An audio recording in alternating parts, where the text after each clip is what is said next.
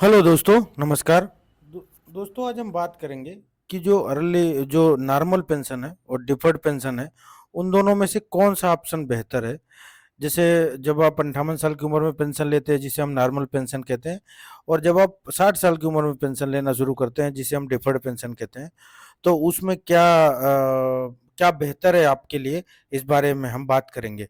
तो दोस्तों, हम शुरुआत ऐसी करेंगे कि ईपीएस 95 का परिचय देखेंगे। उसके बाद सामान्य पेंशन के बारे में बात करेंगे, क्या है ये। उसके बाद डिफर्ड पेंशन के बारे में बात करेंगे। इसके बाद दोनों विकल्पों की पात्रता, नेक्स्ट लाभ की तुलना, उसका नेक्स्ट कमियां और जोखिम, और उसके बाद हम कौन सा बेहतर विकल्प है, इस बारे में बात करेंगे। और इसका क्या सारांश है, इस बारे में भी जो भी इसकी समरी है वो समझेंगे।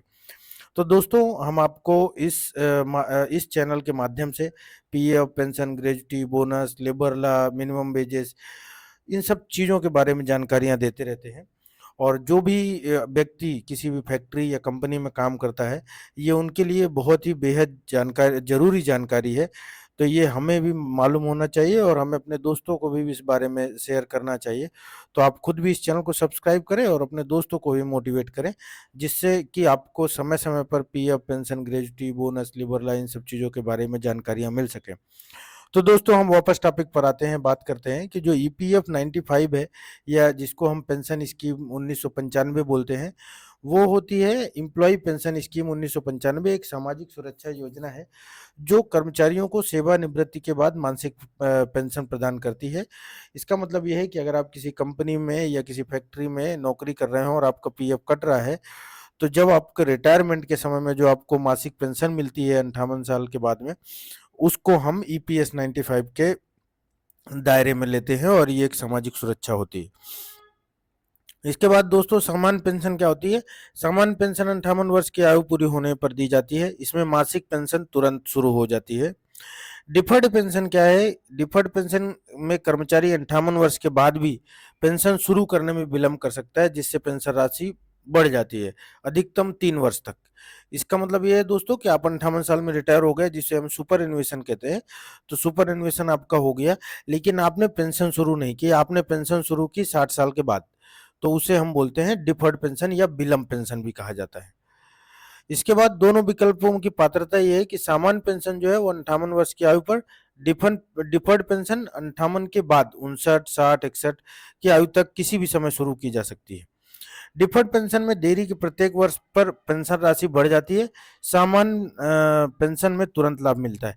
जो डिफर्ड पेंशन है दोस्तों, डिफर्ड पेंशन में जो तुरंत जो लाभ बढ़ जाता है, यहाँ पे मैं डिटेल में समझाना चाहूँगा कि आपको हर हर साल के हिसाब से 4% ज़्यादा मिलते हैं। सपोज अगर आप 58 वर्ष की आयु में रिटायर होते हो तो आपको 100 रुपये मिल रहे हैं। तो आप 59 वर्ष की आयु में रिटायर होंगे तो 104 रुपये, और 60 साल में पेंशन लेना शुरू करेंगे तो 108 रुपये। तो इस तरह से आपको पेंशन जो है अमाउंट वो बढ़ जाता है। डिफर्ड पेंशन में देरी की दौरान कोई पेंशन नहीं मिलती है। मतलब जैसे 58 से 60 के बीच में कोई पेंशन नहीं मिलेगी। सामान्य पेंशन के मामले में आपको थोड़ा-सा कम राशि मिलती है, क्योंकि 58 में जैसे मैंने बताया कि 58 में 100 रुपये मिलेगी, लेकिन 59 में 104, 60 में 108 रुपये मिलेगी। कौन-सा विकल्प चुनना बेहतर है? यदि आपको तुरंत पेंशन की आवश्यकता नहीं है और आयु अधिक है तो डिफर्ड पेंशन लाभकारी है, अन्यथा सामान्य पेंशन सुरक्षित विकल्प है। सारांश दोस्तों, दोनों के अपने फायदे हैं। निर्णय व्यक्तिगत आवश्यकताओं और स्वास्थ्य और वित्तीय स्थिति पर निर्भर करता है। हम इसको समझेंगे दोस्तों एक एग्जाम्पल के थ्रू, कि रामलाल, जिनकी उम्र 58 साल है, ने 28 वर्ष सेवा की, मतलब नौकरी की। 58 वर्ष पूरे होते ही उन्होंने सामान्य पेंशन लेना शुरू कर दिया। उन्हें तुरंत मासिक पेंशन मिलने लगी, जिससे उनको नियमित खर्च चलता रहा। दूसरा केस है दोस्तों कि डिफर्ड पेंशन, इसको हम समझेंगे कि कोई सीमा देवी, जिनकी उम्र 58 साल है, अभी भी अन्य स्रोतों से आर्थिक रूप से सक्षम है, या वो कहीं नौकरी कर रहे हैं, या उनके परिवार में कई आय का स्रोत है। उन्होंने पेंशन देरी से शुरू की, 2 साल बाद 60 वर्ष की आयु में उनकी जो पेंशन में बढ़ोतरी हुई और उन्हें अधिक पेंशन मिली। इस केस में दोस्तों, यहाँ पे जो केस है सामान्य पेंशन का, अगर इनके केस में 100 रुपये इन्हें पेंशन मिल रही है, तो जैसा यहाँ पे सीमा देवी के केस में इन्हें 108 रुपये पेंशन मिलेगी। तो दोस्तों, हर साल 4% की वृद्धि इसमें होती है।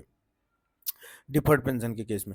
तो दोस्तों ये हम अपनी तो इसका कंक्लूजन ये है दोस्तों कि हम अपनी ज़रूरत के हिसाब से आर्थिक आपका जो आर्थिक बैकग्राउंड है उसके हिसाब से हम ये तय कर सकते हैं कि हमें डिफर्ड पेंशन चाहिए या हमें अर्ली पेंशन चाहिए या हमें नॉर्मल पेंशन चाहिए।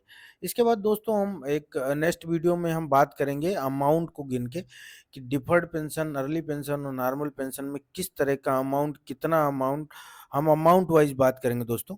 तो आप नेक्स्ट वीडियो का इंतजार करें, हम आपको जानकारी देंगे इस बारे में और आप ज़रूर हमारे साथ बने रहें। थैंक यू सो मच दोस्तों।